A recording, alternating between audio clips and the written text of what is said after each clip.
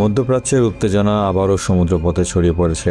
এবার ইয়েমেনের বিদ্রোহী গোষ্ঠী দাবি করছে তারা লোহিত সাগরে সৌদি আরবের 2টি তেলবাহী ট্যাঙ্কারকে লক্ষ্য করে হামলা চালিয়েছে। তবে এসব দাবি স্বাধীন নিশ্চিতকরণ এখন পর্যন্ত পাওয়া যায়নি। সৌদি কর্তৃপক্ষ জানিয়েছেন অন্তত একটি জাহাজের আঘাতের ঘটনা ঘটেছে, তবে সব নাবিক নিরাপদ রয়েছেন। ইয়েমেনের বিদ্রোহী গোষ্ঠীর সামরিক মুখপাত্রের দাবি, এনসেলিয়া এবং লায়লা নামের 2টি সৌদি তেলবাহী জাহাজকে ক্ষেপণাস্ত্র, ড্রোন এবং অন্যান্য অস্ত্র ব্যবহার করে লক্ষ্যবস্তু করা হয়েছে। তাদের ভাষ্যমতে সৌদি জাহাজ চলাচলের বিরুদ্ধে ঘোষিত নৌ অবরোধ অমান্য করায় এই অভিযান চালানো হয়েছে। অন্যদিকে সৌদি আরবের রাষ্ট্রীয় সংবাদ মাধ্যম জানিয়েছেন এনসেলিয়া নামের এই ট্যাঙ্কারে আঘাতের ফলে জাহাজের সামনের অংশে আগুন লাগে। পরে দ্রুত আগুন নিয়ন্ত্রণে আনা হয় এবং কোনো নাবিক হতাহত হননি। পরিবেশগত ক্ষতি এড়াতে প্রয়োজনীয় ব্যবস্থাও নেওয়া হয়েছে বলে জানানো হয়েছে। এদিকে লায়লা নামের দ্বিতীয় ট্যাঙ্কারে হামলার দাবির বিষয়ে এখন পর্যন্ত কোনো স্বাধীন নিশ্চিতকরণ পাওয়া যায়নি। আন্তর্জাতিক সংবাদ মাধ্যমগুলো জানিয়েছে এই দাবির সত্যতা এখনও যাচাই করা সম্ভব হয়নি।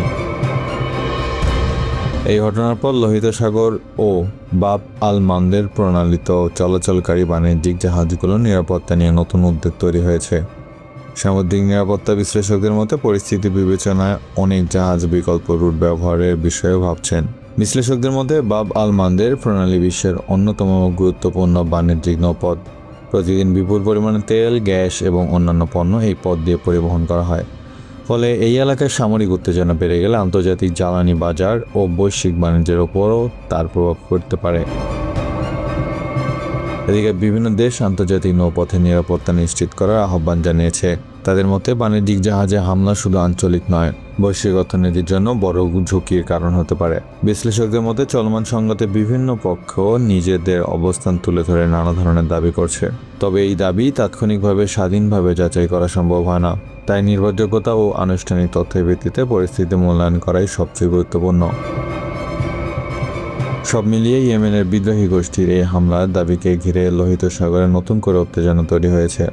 এখন আন্তর্জাতিক মহলে নজর থাকবে এই পরিস্থিতি আরও সংঘাতের দিকে এগোয় নাকি কূটনৈতিক উদ্যোগের মাধ্যমে উত্তেজনা কমানোর পথ তৈরি হয়।